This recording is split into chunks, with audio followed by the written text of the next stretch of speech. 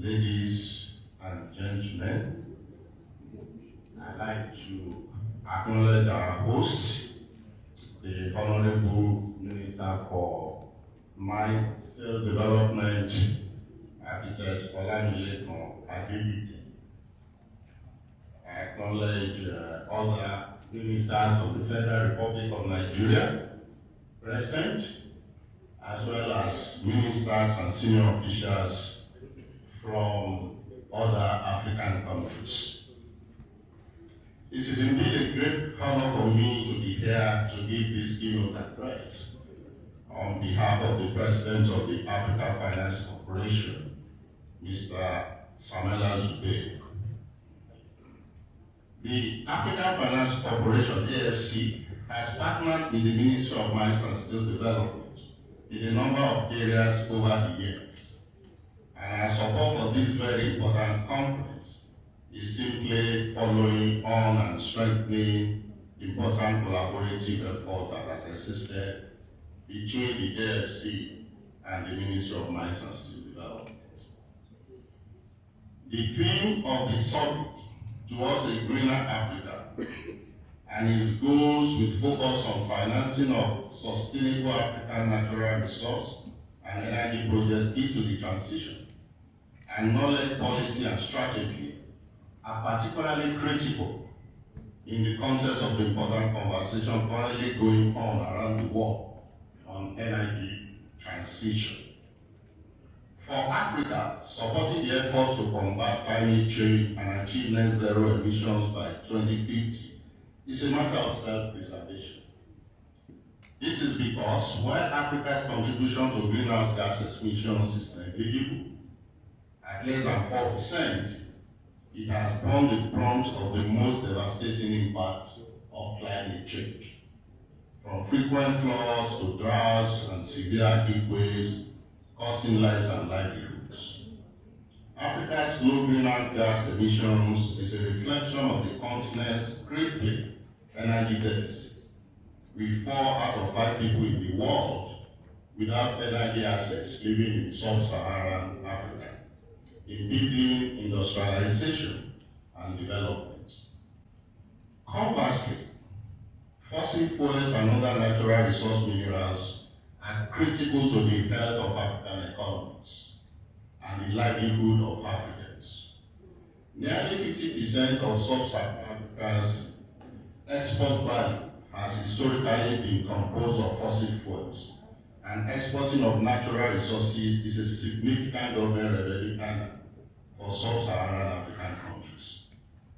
Thus, while Nigeria and other African countries make commitments in line with the rest of the world towards actualization of net zero emissions, it is important for Africa to let the world know that they should be pursued in a way that do not impoverish Africa in terms of energy access and general economic development. Africa is already seeing significant cutbacks in investment in its natural resource assets. For example, investments in Africa's upstream oil and gas assets declined by a compounded annual rate of 16% between 2015 and 2020, from about $16 billion yearly to just about $6 billion every year. Africa is also finding it increasingly difficult to finance gas-fired power projects to provide baseload power for its economy and its people. Thus, while the intention of the world in pursuing policies leading to these outcomes may be good, the question must be asked if the good from these policies in terms of reduction of greenhouse gas emissions is not outweighed by the bad in terms of reducing growth of African economies and deepening poverty and the energy deficit on the continent. We must therefore ask ourselves whether the best way for Africa to contribute to the world's goal of net zero emissions is to reduce African greenhouse gas emissions from about 3.65% that it is currently to say about 2.5%. and in the process squeeze and almost suffocate African economies?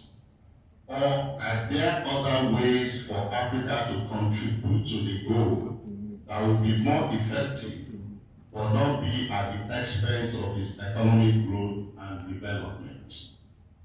That is, can we devise a win-win plan out of this difficult but very important issue? We believe this is where the goals of NAFNIS summit, this summit, about knowledge sharing and policy and strategic development come to the fore. Africa must engage with the rest of the world to change the narrative, to ensure that the debate is framed correctly and that the right questions are posed. Africa must increase its intellectual contribution to the global climate change debate to ensure that Africa's contributions towards the achievement of net zero emissions are appropriate, optimal, and effective. As a renowned scholar once said, in international negotiations, no country or region gets what it deserves. You only get what you can negotiate. And it's in the act of negotiations that Africa must sharpen its tools and skills in order to ensure the best outcome. And it is exactly in this sphere that AFC has taken out a position that we believe can be the basis of Africa's negotiating stance at the upcoming COP27. At the recent celebrations marking AFC's 15th-year anniversary, dubbed AFC Live, AFC launched a document called Roadmap to Africa's COP, a pragmatic path to net zero. The document detailed what we believe should be Africa's negotiating positions at COP27. And briefly, AFC's position are canvassed in 3 key areas. A, localize. That is, we must localize productive activities in Africa and thereby reduce wasteful journeys across our oceans. Africa is the world's biggest store of minerals and commodities. Everything from copper and iron ore, bauxite and manganese, cotton, coffee and cocoa. But most of these commodities and minerals are shipped halfway around the world to Asia for manufacturing and processing before being transported yet again to the consumer marketplace. This is a key reason why shipping is the single biggest CO2 emitter after the countries of China, the United States, India, Russia, and Japan, at 3.1% of global greenhouse gas emissions, about equivalent to all African nations combined. We believe by localizing production and building circular economies in Africa, emissions from ocean voyages can be significantly reduced. Second, rebuild. Africa is home to most of the key minerals that will drive the energy transition. Africa owns over 60% of the world's cobalt reserves, about 20% of copper, and up to 90% of chromium and platinum. These are the minerals that are indispensable to achieve energy transition, whether in the building of electric cars or solar and wind power plants. In order to develop sustainable mining for better access to these minerals, Africa needs to build climate resilient infrastructure, roads, bridges, seaports, electric grids, etc., that can withstand climate shocks. And finally, Phenovate.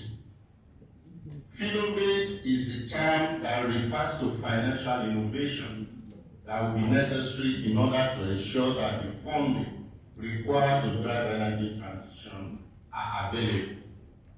It is essential that Africa-based institutions get access to essential climate funds through financial innovation, hence the need to Phenovate. Finance is needed to help preserve Africa's carbon sinks, the continent's vast rainforests that absorb an estimated 1.1 billion to 1.5 billion tons of carbon dioxide annually, more than the Amazon or any other region's rainforests. AFC, in coordination with other development finance institutions, governments, and institutional investors, has demonstrated over the last 15 years that it is possible to mobilize financing at scale through crowding in private sector investment. It is our firm belief, therefore, that to effect definitive progress in reversing climate change and its impact as we approach COP27, our leaders, many of them are represented in this room, should focus on these three core objectives: localize, rebuild, and innovate. Distinguished guests, ladies and gentlemen, let me again congratulate the Nigerian government and the Minister of Mines and Steel Development for putting together this very important summit to discuss the most important issue currently confronting mankind. I believe that the deliberations over the next 3 days and the decisions that will come out of this summit will represent invaluable contribution to staking out Africa's place in the global efforts towards net zero emissions goal. I thank you all for your audience.